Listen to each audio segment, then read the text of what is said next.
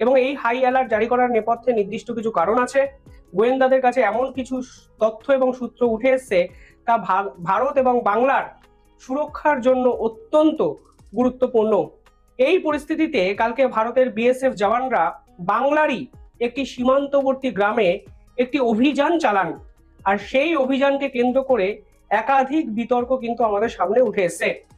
বাংলার একাধিক সংবাদপত্র এই খবর প্রকাশ করেছে। আমি খবরটি আপনাদের সামনে রাখছি, আপনারা কমেন্টে জানাবেন কে ঠিক কে ভুল। ভাবলে খারাপ লাগছে, দেশের সুরক্ষা যখন জড়িয়ে আছে তখন বিএসএফ জওয়ানদের সঙ্গে বাকবিতণ্ডায় জড়িয়ে পড়লেন আমার দেশেরই একটি রাজ্য বাংলা এবং বাংলার কিছু মানুষ। কি হলো পুরো ঘটনা দেখুন। এখানে বলা হচ্ছে বাংলাদেশের সীমান্তবর্তী একটি গ্রাম তপন ব্লকের গুড়াইল গ্রাম পঞ্চায়েত এবং সেখানেরই বাখরপুর নামক একটি জায়গা। এই জায়গায় মসজিদে নামাজ চলাকালীন